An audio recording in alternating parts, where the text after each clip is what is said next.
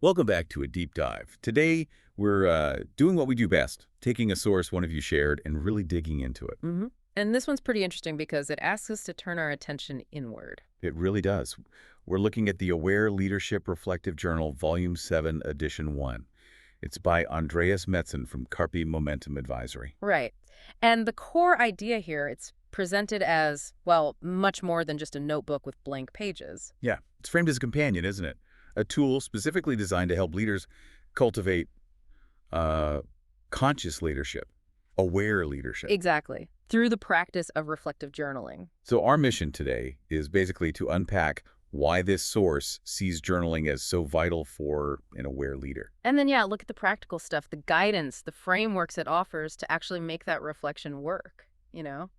make it effective. There's a quote right near the beginning from Andreas Metzen that kind of sums it up, I think. Yeah. True leadership is an ongoing journey into awareness. By cultivating insight, integrity, and presence in the NOW, we unlock the power to transform ourselves and inspire those we lead.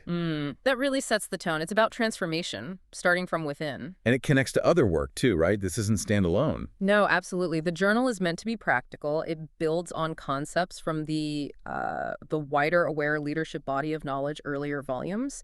It helps you take those ideas and really apply them. Okay, so let's tackle the big question first. Why journaling? Why does this source argue it matters so much for leaders on this path? Well, the fundamental premise, you see, is that the journey of an aware leader, it's mostly an internal one. Starting inside. Yeah. It begins when you intentionally turn your focus inward, exploring your own thoughts, feelings, patterns. And journaling is presented as like a cornerstone practice for that inner work. So it's the act of pausing, writing things down, Mm, creating a dialogue with yourself. precisely. It's that regular pause to capture what's going on internally and externally. It sounds less like just keeping a record and more like actively processing things. That's exactly it. That's the transformative power. It talks about taking the raw stuff of your daily life, your experiences, and actually turning it into, well, usable wisdom, insight. Okay, so what are some key benefits it highlights? Well, one really powerful one is that it provides a kind of sanctuary for introspection. It helps you genuinely pause and create space. Pause and create space. Yeah. That sounds incredibly valuable, especially now. Leaders are always reacting, aren't they? They are, and this helps build a buffer. So instead of just stimulus response, the act of writing forces that pause. You step back, you put the situation down on the page, and that space, whether it's physical or digital, becomes somewhere you can actually choose your perspective, choose your response. Instead of just reacting automatically. Right. Less autopilot, more conscious choice. And it mentions deepening self-awareness too, which seems central to the whole aware leadership idea. Oh, absolutely central. By consistently writing things down, you just get clearer about your own internal landscape. You start to observe your thoughts. How do you mean observe them? Well, like not automatically buying into them as the truth, but seeing them as, well, mental events, things that come and go. Okay, like clouds passing. Kind of, yeah. Right. And you get more attuned to your emotional patterns, your Yeah. triggers. You start to really understand how your inner state, your mood, your assumptions, whatever, how that directly shapes your behavior, how you see things. The source uses some specific terms here. It does, yeah. It talks about understanding your mental formations and the seeds. These are basically the ingrained patterns, the habits of mind that influence your reactions and perceptions.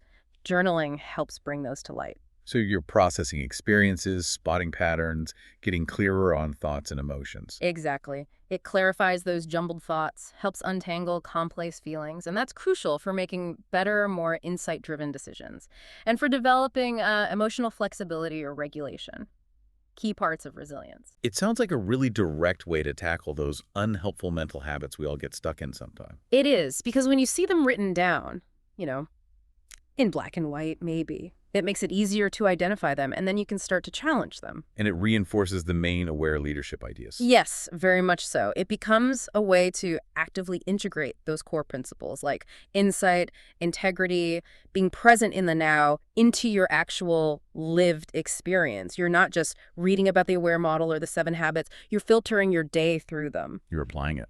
applying it, processing it, which naturally helps foster that mindful presence and cuts down on reactivity. Because you're more aware of what's happening internally before you react. Precisely. You strengthen that muscle of operating from the now, and by writing through difficult situations, looking at different angles, thinking about the ethics, It just naturally sharpens your problem solving, your decision making, and importantly, your ethical judgment. Okay, this is where it gets really practical for leadership development. The source connects journaling directly to self-mastery. It does. It frames journaling as a core tool for what it calls the leader's fundamental responsibility for their own self-awareness, their own learning, ongoing reflection, and their ethical compass. So self-mastery isn't just some abstract idea. No, it requires active work. And journaling is presented as the practice, the discipline for doing that essential inner work. It's not just navel-gazing, it's a leadership capability. Right, framed as a core discipline, not just a side activity. And it ties in beautifully with lifelong learning, too. The journal becomes your personal learning lab. A lab, how so? Well, it's a safe space to experiment with approaches, reflect honestly on what worked or didn't, capture insights. It supports a real growth mindset. You're actively documenting and shaping your own development journey. Okay, the why is clear, it's compelling. Let's shift to the how. The source gives practical guidance on actually doing this right, cultivating the space. Yes, it gets into the nuts and bolts in Chapter 2, starting with just creating the habit. Which can be the hardest part. It often is. The key thing it stresses is consistency over quantity. You don't need to write essays. Maybe it's 10, 15 minutes daily, or perhaps a longer session a few times a week. Find your rhythm. But stick to it. Stick to it and find your sanctuary, as it calls it. A specific time and place. Yeah, ideally. A physical spot, a regular time where you can minimize distractions, turn off the phone, let people know you need that time. The idea is to make it feel less like a chore. And more like something you value. Exactly. A cherished ritual is the phrase used, something you actually look forward to. What about the tools? Pen and paper versus digital? It discusses the pros and cons. Physical, it's tactile, can feel more meditative, no screen distractions, maybe a sense of permanence. Yeah, I get that. Digital obviously is convenient, searchable, maybe faster typing for some, lots of app features. Yeah. But also potential distractions and privacy considerations. But this journal is a physical book. It is, and the source does mention research suggesting that actually the physical act of handwriting might engage the brain differently. It might help with memory, understanding, even emotional processing compared to typing. Interesting. Something about that hand-brain connection. Potentially, yeah. The slower pace might encourage deeper reflection. Okay, so you've got your space, your tool. What about the mindset when you actually sit down to write? This is critical. The source highlights a few key things. First, honesty and authenticity. Be real with yourself. Totally. It's your private space. No judgment, no censorship needed. It's about showing up as you are, which ties right into the authenticity part of the AWARE model. Okay, what else? Second, curiosity and openness. Approach it like an explorer. Ask, okay, what can I learn here? Be open to whatever comes up, even surprises. Not having all the answers already. Right.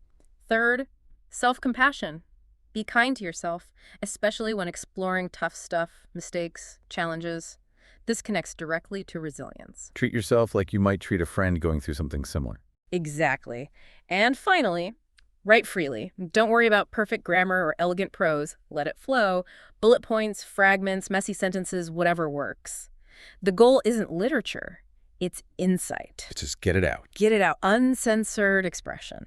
Okay, sounds good, but the blank page. It can still be daunting. Any tips for just getting started? Yeah, the journal offers several practical ways to break the ice.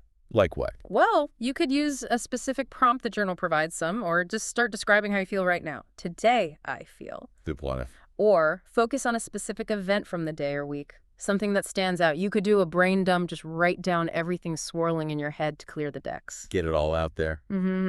Or start with gratitude. What are you thankful for? That often shifts the energy. Or a really simple one. Set a timer. 5 minutes. 10 minutes. Commit to just writing something until it goes off. Often, that's enough to get you flowing. And it's not just about the writing, is it? There's value in looking back. Oh, absolutely vital. The source really emphasizes periodically rereading your entries. Maybe monthly, maybe quarterly. Why? What does that do? It helps you spot patterns you might miss day to day. See themes emerging over time. You can track your progress, your growth. Sometimes you gain totally new insights looking back at an old situation with fresh eyes. Perspective shift. Exactly. Yeah. And you can check in on your intentions, your goals. Are you actually living in alignment with what you wrote down? Okay, so beyond just free writing, the source talks about using specific frameworks to structure the reflection. making it a dynamic laboratory. Yes, this is where it gets really interesting. It suggests using the tools from the aware leadership body of knowledge to guide your journaling. The main one highlighted is the aware model. Like the 5 components: awareness, wisdom, authenticity, resilience, engagement. Exactly. The idea is to use these as lenses for reflection. How does that work practically? Well, you could dedicate focus periods. Say, for this week or this month, I'm going to journal specifically about situations through the lens of wisdom, focusing on decision-making or ethical judgment. Okay, themed journaling. Right. Or another way is to take a past event, maybe a challenging project, a team conflict, even a success, and analyze it using aware. Break it down. So asking questions related to each element. Precisely. For that challenging meeting, how aware was I of my own state and the group dynamics? Awareness. What assumptions or biases were at play? Wisdom. Did I act in line with my values? Authenticity. How did I handle the stress? Resilience. How effectively did I listen and communicate? Engagement. Wow, okay, that provides a really structured way to learn from experience It really does. And you can use it proactively, too. before something happens. Yeah. Setting intentions, using aware. Like, okay, before this tricky conversation tomorrow, I'm going to consciously focus on empathetic listening, engagement, and considering the other person's perspective, wisdom. Then you journal afterwards about how it went. That makes it very actionable. Does it mention other frameworks? It briefly mentions others from the body of knowledge, like the 3 core factors or the 7 habits, can also guide reflection, but it gives special attention to the PREP practice. PREP. That's pause, reflect, engage, proceed. How's that used for journaling? It's presented as a great framework for deconstructing challenging situations, especially after the fact. So you take something that happened. Right, Yeah. something difficult, or maybe just a situation you want to learn from, and you use those steps as prompts for writing. Okay, walk me through it. First, pause. Just create that mental space to reflect calmly. Then reflect, this is the deep dive, what triggered the situation. What were my thoughts, my emotions? What needs were driving me or others? What options did I perceive? Did my choices align with my values? Lots to unpack there. Definitely. Then engage. Looking back, how did I actually respond? What did I say or do? What was the impact on myself, on others? And finally, proceed. Looking forward. What's the key learning here? How might I handle a similar situation differently next time? Which part of PREP do I need to practice more? That's a powerful loop for learning. Okay, the second part of the journal itself seems dedicated to prompts and these themes. Yes, exactly. Chapter 4 kicks off with prompts, kind of a starter set linked to the aware components, and it mentions a bigger list elsewhere. But the main idea is that prompts are just jump starters. To get you past the blank page. Right. And it encourages you to develop your own questions, too, based on what you're working on, your own challenges. Makes sense? The best questions are personal. Absolutely. Then part 2 of the journal, chapters 5 through 9, offers these themed sections. Each one focuses on one of the 5 aware components for deeper reflection. Okay, well, let's quickly go through those, maybe give an example prompt for each. Starting with awareness. Sure. Chapter 5 is awareness, clarity, presence, intentionality. Its facets are self-awareness, situational awareness, mindful presence. A prompt here might be something like, what internal story, core belief, or underlying assumption most significantly influenced a key interaction or decision I made today or this week? How might that story have shaped my perception or actions? Oh, that digs deep into assumptions. Okay, next, wisdom. Chapter 6, wisdom, insight-driven ethical decision-making. Facets are insight-driven decision-making, ethical judgment, and systems thinking multi-perspective consideration. A prompt could be, consider a recent decision whose outcome is now clearer. What were the intended versus actual consequences, both positive and negative? What critical insights can I draw about my decision-making process? Looking at intended versus actual consequences. Prayerful. How about authenticity? Chapter 7, authenticity, integrity, and transparency. Facets are integrity, transparency, and value-action alignment. A prompt might ask, describe a recent situation where my actions felt truly and deeply aligned with my most important core values, especially if it was challenging. What did that congruence feel like physically or emotionally? Focusing on the feeling of alignment. Interesting. Next up, resilience. Chapter 8, resilience, thriving through challenges. Facets are emotional flexibility, regulation, adaptability, and growth mindset. An example prompt, reflect on a mistake I made recently. Beyond any immediate regret, what specific lesson or opportunity for growth did I identify from that experience, and how have I begun to integrate it? Shifting from regret to growth. Good one. And finally, engagement. Chapter 9, engagement. building trust and collaboration. Facets include fostering trust psychological safety, effective compassionate communication, and building relationships empowering others. A prompt here could be, consider your typical listening style. Are you more often listening to understand or listening to reply or problem solve? Describe an instance this week where you consciously practiced deep, empathetic listening. What difference did it make? Making you really examine how you listen. Okay, so pulling this all together, Yeah. what's the big picture takeaway from this journal source? Well, it's pretty clear. It positions journaling, especially when you approach it intentionally, maybe using frameworks like AWARE. It positions it as a really powerful catalyst for transformation. Not just recording, but transforming. Right? A practice for digging deep into self-awareness and actively cultivating those core qualities of an aware leader, the clarity, the wisdom, the integrity, resilience, and that ability to truly connect and engage effectively. And it really emphasizes that this is ongoing, isn't it? A continuous personal journey. Exactly. It's not a one and done thing. And the journal itself reflects that.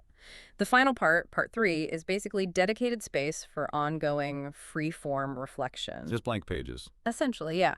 Space for you to process daily life, capture those sudden insights, explore whatever questions are coming up for you outside of the specific aware themes. That free space feels important for integration, for letting your own unique stuff surface. It really is. It's where the practice becomes truly personalized. So here's something to think about then, building on all this. If this simple, yet potentially profound act of regularly writing down your thoughts, guided by questions about awareness, wisdom, authenticity, resilience, engagement, if that can unlock such deep self-knowledge and genuinely shape your leadership, what potential is currently untapped within you, just waiting to be discovered through that consistent inner exploration? What could that look like day to day in your leadership and your life?